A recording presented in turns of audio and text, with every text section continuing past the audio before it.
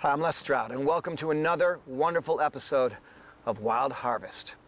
Now, I know harvesting from the wild can seem intimidating, so you turn to your books to learn. You go online, you watch a show like this, but most importantly, learn from a local expert. Find some plant nerd out there that wants nothing more than to teach you about wild edible plants. That way, you can be assured that you're harvesting safely and also responsibly. So get out and enjoy your own wild harvest.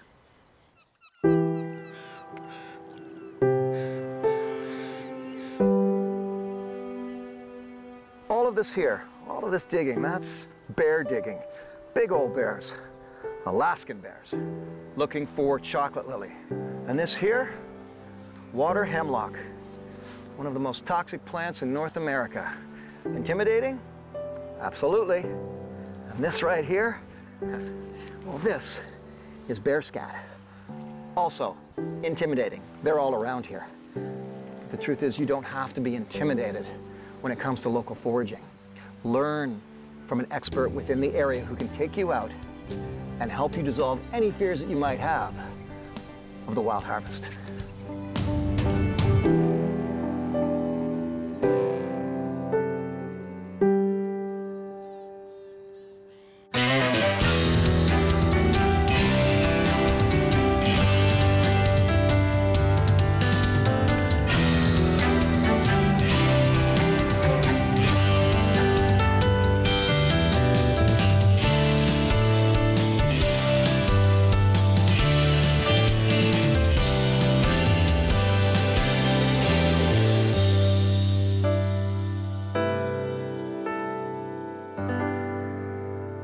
Because I follow the bears around, and the bears really, I think they can smell them at this time.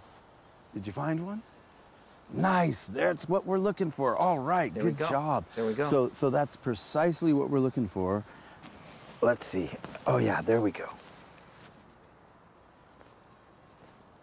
Okay, now we can go from the backside. There we go, look at that. There's one. That is a thing of beauty. Ah, that's gorgeous, Nice Mario. little ball of rice is what we're looking for right there. And the proper name for these are, again? Chocolate lily. Chocolate lily. Is the name. Or the common name, the nickname. Common name. All right. Yeah, and they're actually native rice is what the people here call it. Let's see. Oh, here's another. Okay. So there should be one attached to each. Oh, but look, there's more than two. one. Well, because something's broken off and we didn't even see it. We didn't see it, so yeah, that's perfect. That's amazing. Yeah, and boy, let me tell you, carbs. This is full of carbohydrate. This is akin to potatoes or rice or any other carbohydrate that we eat, in the world today. And so this is kind of the staple of the native people here. And really, you can harvest it until the snow is too deep to get to it.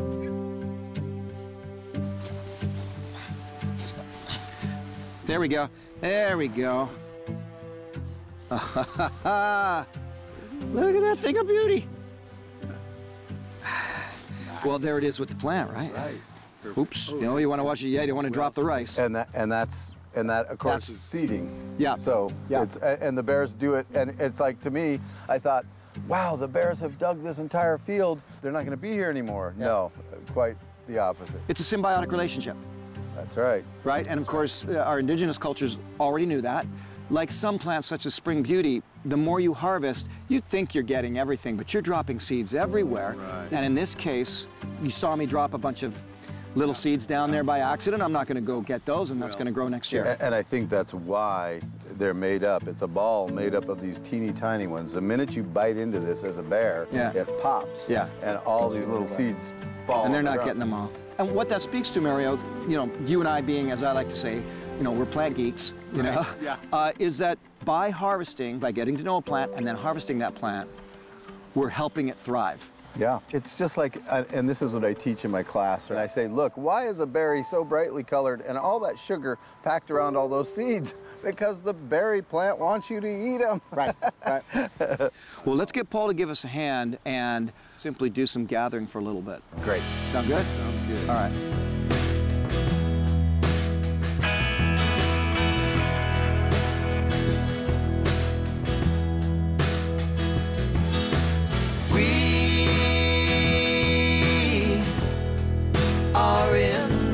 together. We have got to be free.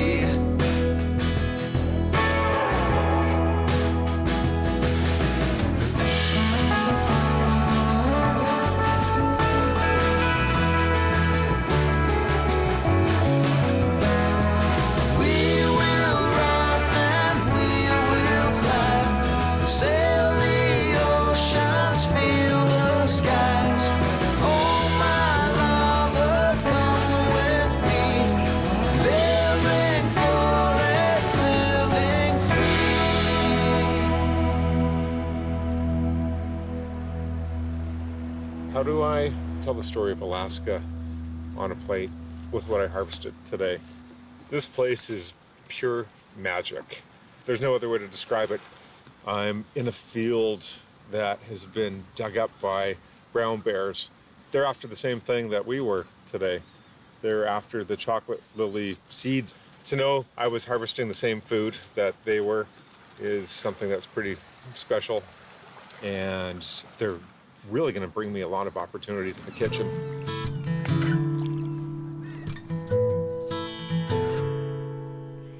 I see one up here.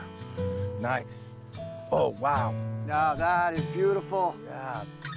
This is going to be a king bolete, right? So I think it is. Oh, yeah. Is it? Yeah. No. Oh, no. I'm not sure yet. Yeah, me either. No, I don't think so. Is it just a darker birch, maybe? Let's... Oh, yeah, that's an older birch. Oh, my gosh, look at it. It's full of maggots. So we're not taking this one then? Oh, yeah, there's the maggots crawling out right now. Yeah, yeah. Well, there's just so many different organisms. Yeah. I mean, you're looking at an entire ecosystem in that mushroom. Yeah, no kidding. Yeah. So we'll leave this one. Okay. Ah, there's one. There we go. That's the one right there. Boy, it's very tough to mistake this one. Birch bolete? Yep. It's a absolutely delectable mushroom right here. I mean, just really nice. Okay. So, yeah, it's more? great. Yeah. All right. Oh, here's one. That's a beauty. Another birch bolete. Mm-hmm. This is gorgeous. These mushrooms, I fill jars and jars if I never pass them up. This has just become a very fun mushroom hunt. I see rusellas everywhere. Oh, what do we have right there? Yeah, there's another. There we go, there we go. Now it's happening. Okay, this is another beauty. Man, these things are so good. Oh, this guy's funny. He's growing with the stem. I didn't get the stem, much of it, but oh, yeah. a little older. Yeah, a little older, and this is actually a king bolete. I was gonna say, this looks like a king bolete. Yeah. Probably the most intimidating part of being a local forager, of being a wild edible plant enthusiast, is the mushroom side of the game. Absolutely. So we are dealing with the bolete family here. I know you know a lot about them. So a bolete is a polypore mushroom, no gills. So most mushrooms, you turn them over and you got these lines, you got these prominent gills. They look like fish gills. That's why they call them that. And they come out in a radiating fashion from the stem going around. Well, with polypores, it's all these teeny, poly meaning many, pores, holes, so many holes, and so there's all these little holes.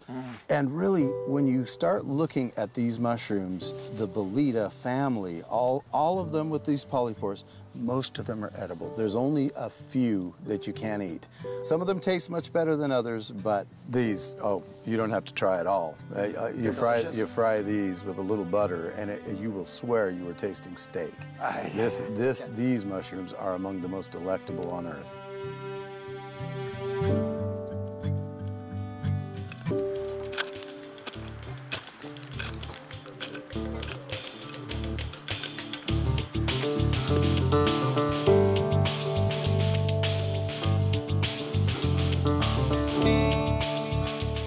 These are absolutely incredible. It's not often, where I'm from at least, that I've had a chance to see such perfect specimens.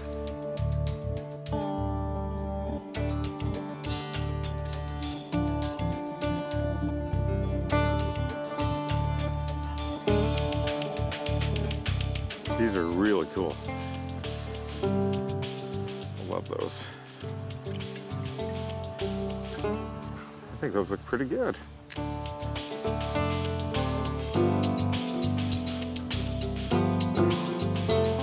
Oh, listen to that. Nice. Back to that sear sound I was talking about. Oh, yeah.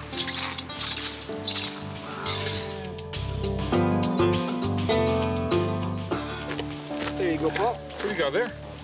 Garnish. You can eat it. Beach greens. Beach greens. Yeah. Yeah. Yeah, that's fun.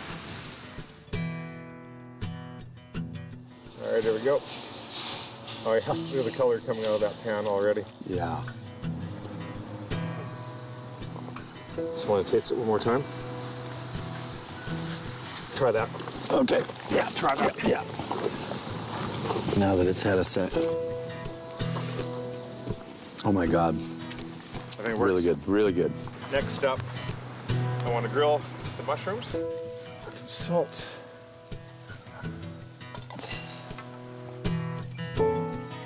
Do you know what? I'm gonna add a little bit of that broth to it. Let's give that a taste. See where we're at. Let's see what we got going on here. Okay. Now, what does that taste like to you? It tastes like porcini that's been done over an open fire. To me, that's as close a thing as you can find in nature to beef.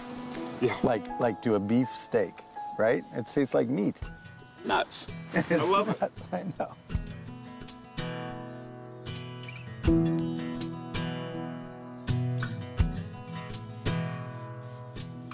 Now, what's this stuff called again? Beach greens. Beach greens. Yeah. I think I've lucked out having these beach greens come when they did.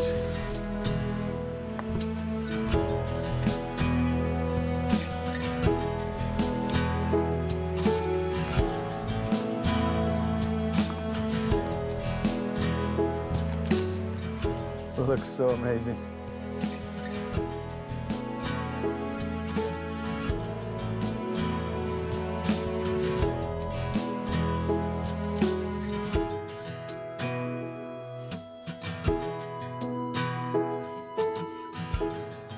There you go. Ooh, you used the chocolate lily too. I did. I wasn't sure if you were going to or not, if you were just going to stick with the mushrooms, so. Wow, that is pretty. This is a beautiful looking, look at that. I know. Isn't that gorgeous? It is. Well, this is all on Paul, so Paul, tell me what I'm looking at here. Well, when we were out harvesting the chocolate lily bulbs, Mario and I were talking about his favorite way to enjoy them. He said he likes them with soy sauce. Interesting. So I thought, okay, I'll add some soy to it. But soy also works really well with mushrooms. So this broth is just a flavor bomb of the boulette mushroom.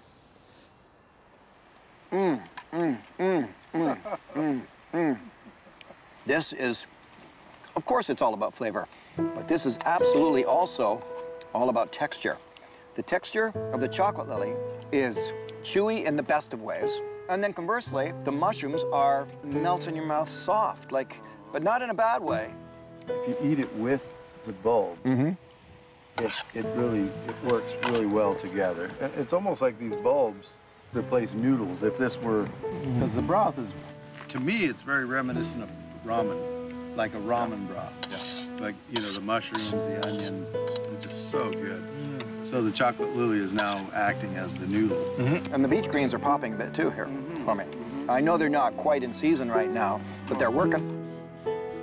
Well, Mario, we cannot thank you enough for your involvement with this. Oh, well, thank you guys. I mean, this has been so much fun. It's a gift, isn't it? Yeah. I mean, Mother Earth is giving us her gifts, and it becomes a day that is a gift for the three of us here to be able to do this. I mean, look where we are. Come on, are you kidding me? I know, I have to pinch myself.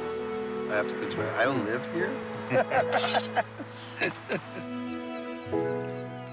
For a little diversion from cooking in the galley, Chef Paul and Chef Marius set up in the courtyard between Queen's and Princess Grill restaurants. I've been waiting for this one because this is a very special ingredient. There's only so many times and chances you get to be able to gather chocolate lily. You've got to be in the right place at the right time, but it can be abundant. One thing to know, Marius, is that this is not a competition. This is about us celebrating the ingredient, you guys figuring out what you want to do. Whether you make one dish together or two separate dishes, I don't care. That's up to you guys. You're the chefs. All right. So this is called chocolate lily or rice root. Yeah, I'm gonna leave you guys onto this now, and Paul, take it from here and enjoy. I'll be back. Thank you. So I was really surprised when I tried this for the first time. I've used it in a soup as a soup garnish, but my thought was, knowing where we harvested this, was to do kind of a theme around bear food, because the other thing is bears eat these, and they come to eat these right where we picked them. Look like what is good for them is good for us also. Well, that's it. And what do bears eat? Salmon. I'm thinking just to keep the flavor. Yeah, it's starchy. Maybe to incorporate it in the salsa. So basically, I'm gonna pick up some of the vegetable and I'm going to combine with this one just to maintain that flavor. This is a new ingredient for both of us. Yeah. So I'm ready to get going if you are.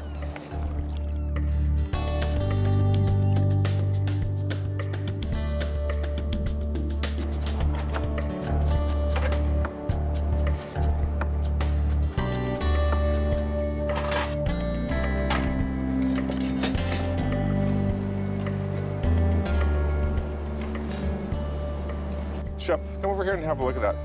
Look at the color in there, how the onions and the lily bulb are doing the same thing. They almost look like they're cooking like an onion. I think it will go golden brown very soon. All right, here's the big experiment. Here it goes. Let's see how this stuff boils. I'm gonna add a little bit of salt, just to keep it very simple, flavor-wise. I'm going to add the secret ingredient inside in my salsa. I'm going to use only the bulb.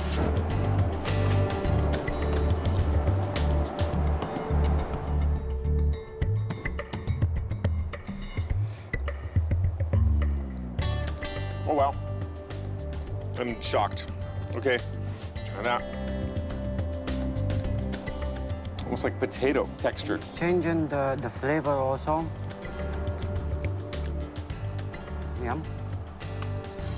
So the consistency also. Better than I thought it was going to be. The bitterness is still there. It's still there. I'm going to add a little bit of lemon juice to that, but I'm on the right track. I like the texture. I think it's going to work great as a thickener. I'm going to add my secret ingredients inside the salsa.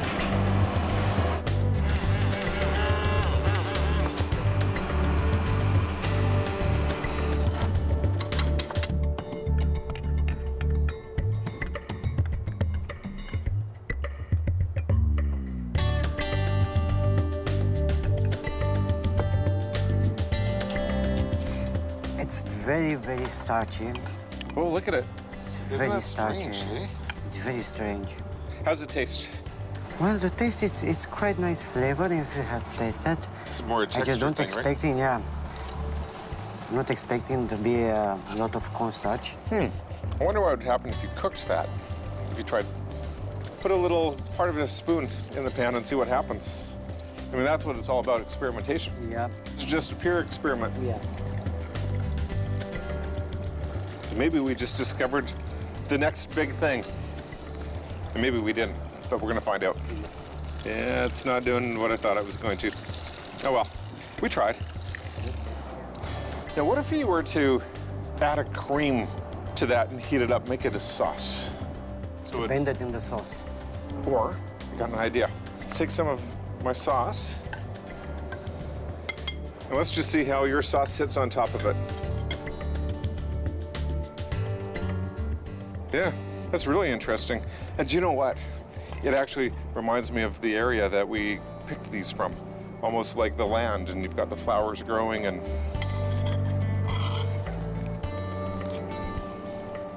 It's not bad, actually. So how about we do that? It keeps the flavors fresh. It's perfect. Because it is a story about this starch, about this... Yeah, that is something new which I didn't expect. This is what happens when you're dealing with a new ingredient and you don't have any knowledge about it.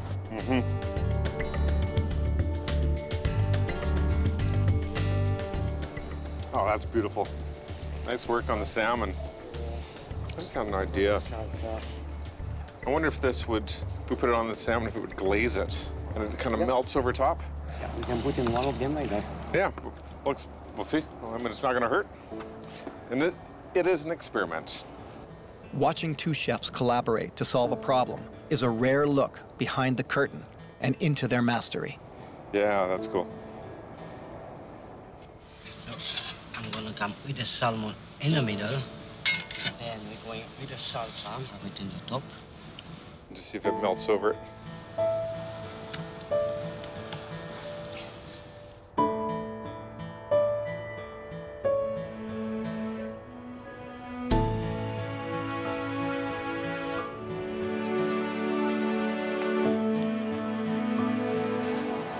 Gentlemen. Hello. Marius. Wow, this looks outstanding. So this is your salsa. Yeah, that is All right. the salsa. And what is this cream sauce on the side? Well, You, Paul? that is me. Okay. So Do tell, my friend. I was looking at the starch as an opportunity to either thicken a sauce or thicken a soup. What I didn't anticipate is that I could almost get the same texture as a classic pomme puree or potato puree. The interesting things about the ingredient is that once you mix it up with, like in my case, I want to do a salsa. Once you put it on a salmon, it's acting like a glaze. Oh, okay, okay. So eat the bottom of the bulb with the puree, or have one and then the other, and think potato. All right, here we go. Mmm. Oh, hang on. Wow. Okay, this is one of the most complicated reactions I've ever had to try to express. Here's what's going on. So Marius, with yours, absolutely, I see the glaze. The glaze is pretty. What I'm finding is the salsa is very nice and mild. That flavor that you have with the salsa is going, especially if I breathe, it's going right sort of into the back of my cheeks. Paul, when you put the power of suggestion in my mind for this being potato, it made it, I don't want to say acceptable, accessible instantly. Yeah, it's a potato. But because I know I'm tasting a wild ingredient, my reaction to that is I do sense the bitter. It's not overly bitter, but it is making me want to reach, funnily enough, potato, it's making me want to reach for a little bit of butter. Not a lot, but a tiny little small dollop of butter right on there, and I think it would just be a boom, you know? But I love the texture of it. What does a chef face when confronting a brand new ingredient they've not worked with before? What happens in the mind of a chef? Initially, there's a preconceived idea of how the ingredient will react. When we were talking about a salsa and just conceptualizing it, both of us were thinking that it was going to have a texture of the chocolate lily bulb. But instead it became a thickening agent, and the salsa then became a glaze. See that? All raw, uncooked. I would say something like this could easily be in my pantry at the restaurant. So interesting. One last question. Marius, why salmon? Why was that the choice? We are in Alaska. Celebrate Alaska. Celebrating Alaska. Absolutely. You know, the other thing I have to add in to this, and I had a lot of fun thinking about what protein to use, and I was thinking about our location, and I can't help but say, we're eating bear food. Right, right. Doubly here with the salmon and with the rice root, the chocolate lily. Well, I think what we saw when we were harvesting was just how prolific it can be. And knowing that if you harvest correctly, you could provide a dinner for, you know, half a dozen people quite easily. This is the thing that's so exciting to me, is that I've already seen so much of Alaska. I've traveled it, I've filmed it, but I wanted to see a bit more. I wanted to come back to the land that I love. So Paul and I booked a couple of rooms on the Queen Elizabeth, and that gave us a chance to go out and honestly just scratch the surface of the prolific and abundant Alaskan wild harvest. This is delicious. Right on. This is really good.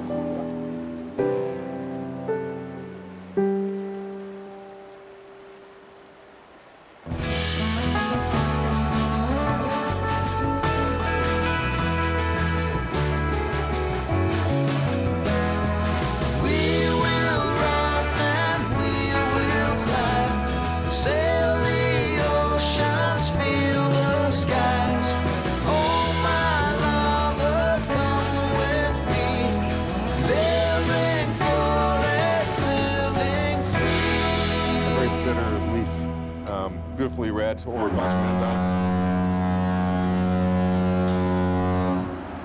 Captain likes it, apparently. A very good afternoon, ladies and gentlemen. This is the captain speaking to you from the bridge, and I do hope that you've all had the most relaxing and enjoyable morning at sea here on board. Especially now. If you'd like to continue the Wild Harvest with me and Chef Paul Rogalski, then please check out our website at wildharvestfilms.com, where we have recipes and foraging tips along with deleted scenes and outtakes from the making of Les Stroud's Wild Harvest. Directly inspired by the series, Chef Paul and expert forager Les Stroud bring you the Wild Harvest recipe book. Highlighting all of Paul's dishes and complete with behind-the-scenes stories, it is available for $29.99. In addition, a DVD of this season is also available for $19.99. To order, please go to wildharvestfilms.com, Wild Harvest TV show on Facebook, or Les Stroud's Wild Harvest on YouTube.